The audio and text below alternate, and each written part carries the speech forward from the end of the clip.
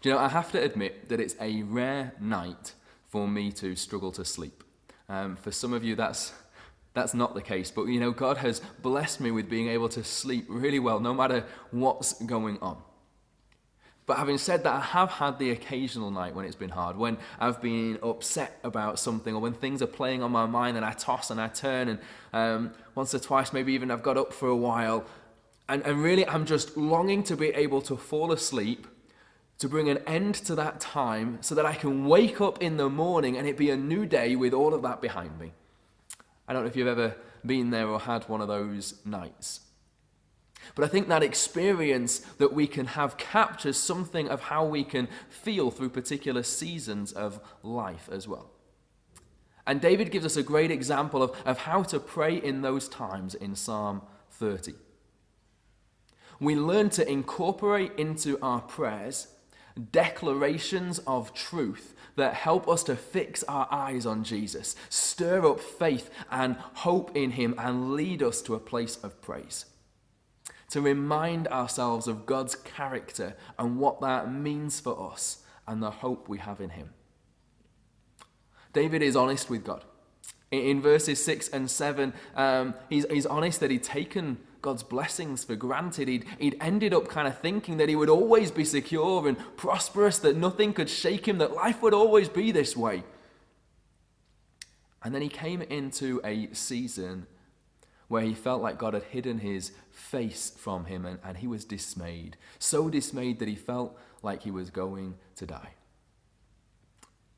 And as a nation, as a people within our nation, I think for a long time, we have felt very secure.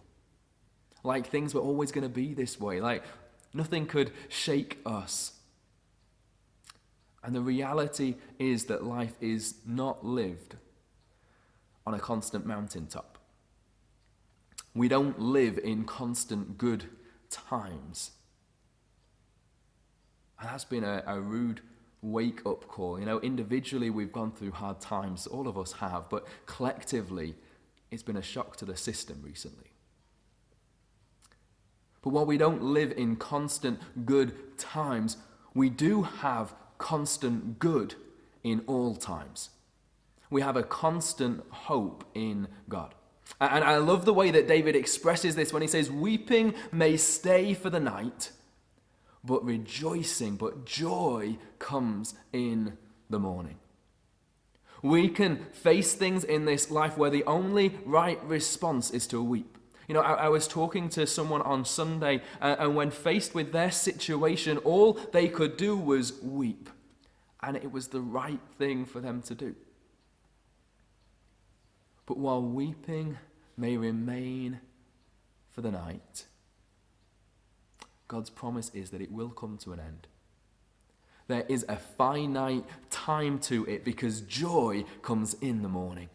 As those who believe in Jesus, we have a constant hope. We have constant good in the midst of every season of life because he will always bring us through.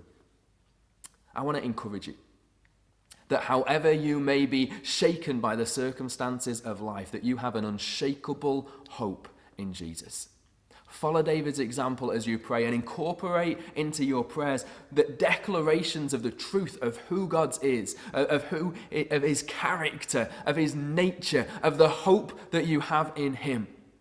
And as you do that, as you declare truth in your prayers, it will always lead you to a place of praise because you know that joy is coming, that joy comes in the morning.